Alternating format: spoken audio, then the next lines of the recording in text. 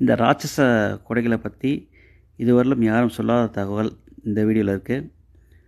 அப்படி மிக பிரம்மாண்டமான இந்த கொடைகள் எங்கே இருக்குன்னு பார்த்தீங்கன்னா, சவுதி அரேபியாவில் புனித நகரமான மதீனாவில் உள்ள மிகப்பெரிய பள்ளிவாசலான மஸ்ஜித் நபவியில் தான் இந்த கொடைகள் இருக்குது.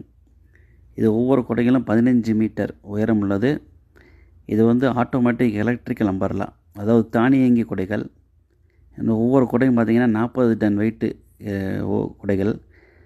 அது மட்டும் இல்லாமல் மொத்தம் இது 250 கொடைகளை மதீனா ஃபுல்லாக கவர்மெண்ட் நிறுவியிருக்கிறாங்க. இந்த 250 கொடைகளும் 1,43,000 ஸ்கொயர் மீட்டர் நிலப்பரப்பை கவர் பண்ணுது, மக்கள் பலனடைவதற்காண்டி. இந்த ஒவ்வொரு கொடையும் பார்த்திங்கன்னா 25க்கு 25 மீட்டரு சைஸு, 25க்கு 25 சைஸ்லான ஒரு சதுர வடிவான கொடைகள்.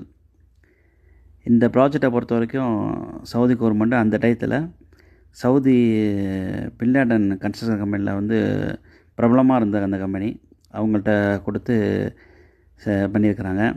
அந்த சவுதி பின்லேடன் கம்பெனியும் ஒரு ஜெர்மன் ஆர்கிடெக்சர் கம்பெனி சேர்ந்து தான் இந்த ப்ராஜெக்டை பண்ணியிருக்கிறாங்க. அப்போதைக்கு பார்த்திங்கன்னா 2010 அதை முடிச்சிருக்காங்க இந்த மொத்த ப்ராஜெக்டையுமே.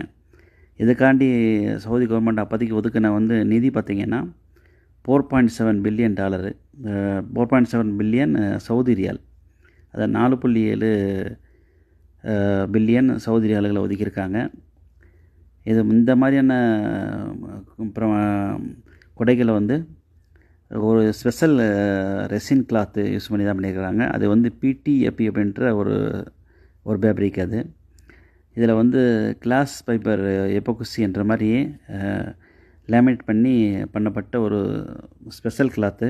இது மழை, வெயில், குளிர் எல்லாத்தையும் தாங்கக்கூடிய சக்தி வாய்ந்த துணிகள். இந்த மாதிரியான கொடைகளை பார்த்திங்கன்னா இந்த மதீனாவுக்கு அடுத்து எகிப்துலேயும் இந்தோனேசியாவிலையும் பயன்படுத்தப்பட்டிருக்குது.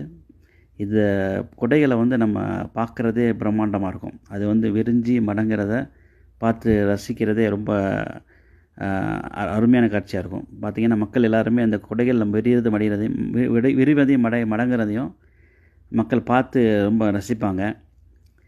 இந்த கொடைகள் அந்தளவுக்கு பிரம்மாண்டமான மிகப்பெரிய சைஸில்